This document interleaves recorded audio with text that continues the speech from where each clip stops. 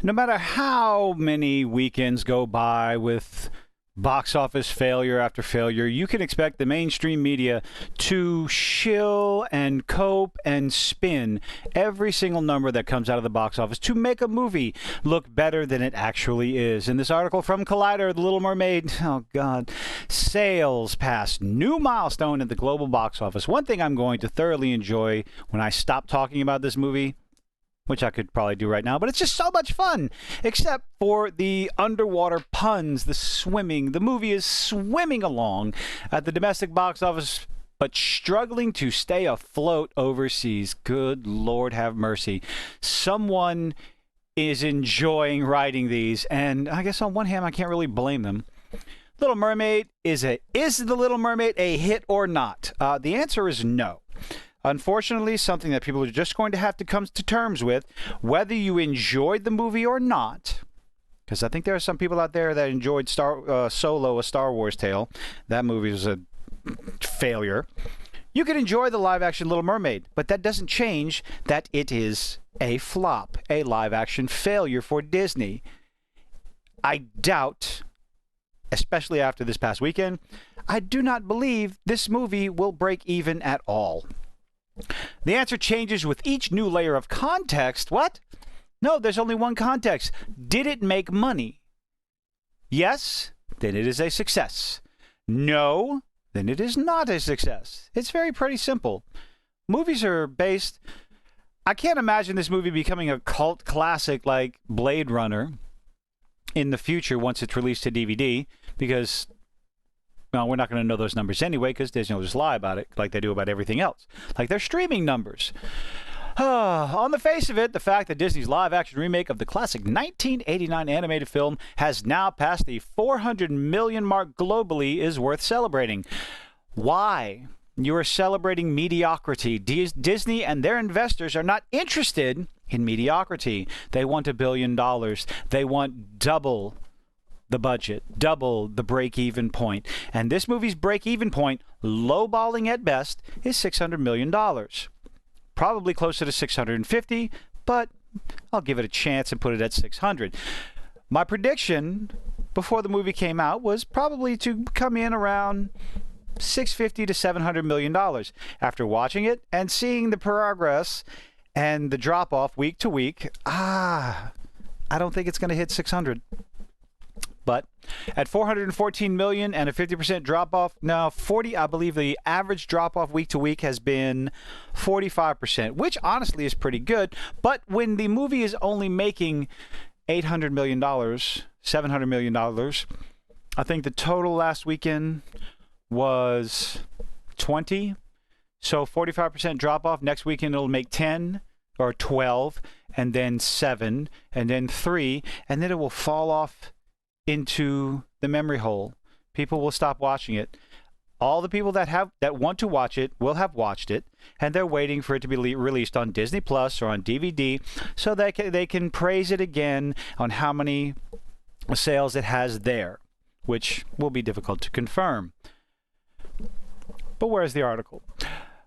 But when you consider that more than half of that has come from domestic, over half, yes, I said that, more than half, have come from domestic theaters, the achievement loses some of its value. Yes, because Disney depends. There's a lot of studios that depend on the overseas market, especially China, and there's no one in China that's interested in seeing this movie.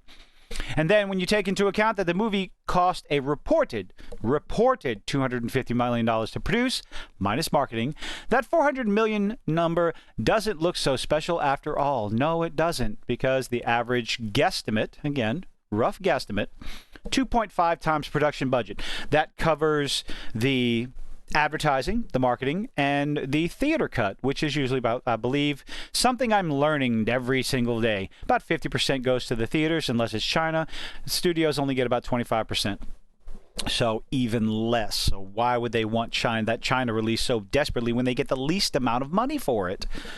So you're looking at 250, 500. So yeah, $600 to $650 million just to break even. $414 million at the time of this recording. That is not something to write home about. But you will see people on social media screaming from the rafters, oh, how successful this movie is and how many haters there are out there. Those haters, like I responded with on Twitter, we just want a good movie. We just want successful movies. Good stories, not CGI, piss-poor CGI, and butchered, regurgitated stories. Stop putting out live action. Give us something new.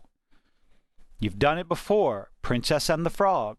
You want a diversity-filled movie, animated story that is a new story that people enjoy? Because I thoroughly enjoyed that one. I've talked about it many times before. I have the Lego minifigures sitting behind me, not because I happened to get them, because I wanted them. I enjoyed Princess and the Frog. I'm going to watch it with my little minions this weekend. The rule of thumb is that a movie of this size needs to gross twice its budget. 2.5, sorry, we've had to go up and up over the years. Twice its budget in theaters to break even, which means The Little Mermaid, after 2 full weeks of release, is still in the red. Yep, don't think it's going to come out of it either. And is currently pacing to conclude a global run of around $500 million. That's not good, no matter how you spin it, which would barely put it in the clear. It won't. Little Mermaid added an estimated $22 million from domestic theaters this weekend, taking its running total to $228 million domestically. The movie has made around $185, blah, blah, blah. We got to $413 million according to Variety, also according to Box Office Mojo. It opened to mixed reviews last month because it was garbage, and it's currently sitting at a fresh 68% score. That's less than 70%. That's below, well, it's better than average. Like I said, there's nothing wrong if you enjoyed the movie, but how rewatchable is the movie? It's over a 2-hour runtime. I think that was very detrimental to its box office success. Aggregator on Rotten Tomatoes, which is Rotten Tomatoes, bastion of excellence there. But it earned a solid A cinema score from opening day audiences, and Collider's own Rose Bonham wrote that one of the rare live-action remakes that manages to capture the magic of the original. What on earth were you drinking when you watched it? I'm sorry. I think that's one of the spots where this movie dramatically fails, is that it does not capture the magic, the heart, and the soul of the original movie. Nothing against Halle Bailey's singing. Fantastic singing. Again, I've said this many times, and I'll continue to say it. Some of the parts that she sings, the longer notes, I don't like that style of singing for these songs. But other than that, Halle Bailey's a fantastic singer. Absolutely. But Halle Bailey singing alone will not carry an entire movie. Others singing and others... actors and actresses singing, or so-called actresses, sing songs in the movie, terrible. Eric's song, terrible. The Scuttlebutt, that didn't need to be in there. Capture the magic of the original. No, it did not. And they took out the chef's song. Blasphemy. While audience have been unanimously kind towards newcomer Halle Bailey, well, it depends on what outlet you go to, because apparently people just had a problem with throwing all kinds of racist, derogatory garbage towards her because of her casting. Now, anybody that did that, well, you're a piece of garbage. You're going to fault her for taking a role? Apparently that's something she's been dreaming of. You should never do that. Don't do that. You want to criticize the character they play? By all means, absolutely. There's nothing wrong with that. Don't criticize the actor unless they come out and be a total diva twat online, which, you know, Halle Bailey kind of did. Fans of the animated classic have complained about the changes that veteran Disney director Rob Marshall brought to the remake and the songs. It's one of my #1 complaints. Little Mermaid grossed a promising $117 million, which was virtually identical to Aladdin because they have to bring it up and compare it to other live-action remakes. Which is, you know, honestly not a bad idea. It's kind of what you do.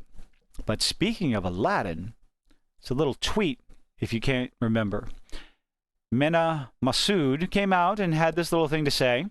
Our film was unique in that audiences went to watch it multiple times. It's the only way we reached the $1 billion mark with our opening. Okay. My guess is The Little Mermaid doesn't cross the $1 billion mark. Looks like he's going to be 100% correct on this one, but will undoubtedly get a sequel, which honestly will not surprise me. There was an animated sequel. do the same thing. Ariel wants to go back to the sea. With her daughter, or sends her daughter back to the sea. Spoiler alerts! Do you think there's going to be a sequel, a live-action sequel? Why not? Give it a shot. Do better on the CGI, Disney. But that film legged over $350 million domestically. Oof, that's a lot. And more than $1 billion worldwide. Wait, what? I don't believe it did. Aladdin barely crossed the $1 billion mark because of the worldwide box office. Get your numbers right. While those global figures are going to be impossible to match, you finally admit it! A mainstream show website admits that this movie is not going to make $1 billion. We are redeemed in our disgusting, hate-filled opinions. Aladdin, let's see. Each passing day suggests that The Little Mermaid might struggle to surpass, it won't, Aladdin even at the domestic box office. Oh no. Unfortunately, this movie did not have any legs, pun intended. I smacked again. I'm starting to notice that. At $414 million in the domestic drop-off, the box office drop-off, roughly again, like I said, 44%, this movie is not going to beat Aladdin, much less make $1 billion, probably much less even break even. How does the movie stack up against the other Disney live-action remakes? Not all that well. You mentioned Dumbo because that was a colossal failure.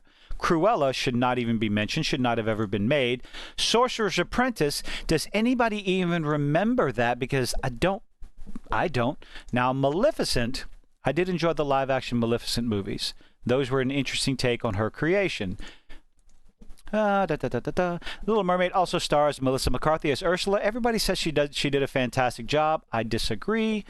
I think she was a little stiff.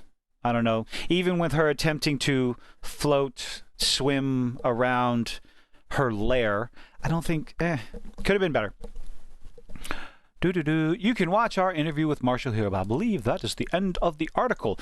When are these show websites, how long do you think it's going to take them to admit that the little live-action Little Mermaid was a failure? It's not going to make money. It did not make money. And then what is everyone on Twitter and social media going to do to cope with the realization that their beloved queen is being dethroned? Let me know what you think in the comments. Do you think this movie legitimately has a shot to make money, break $500 million worldwide? I guess the way to answer that is, how long is the movie going to stay at the box office? How long is it going to stay in theaters? Let me know what you think in the comments. Leave a like, leave a dislike. I appreciate you nonetheless. Have a good one.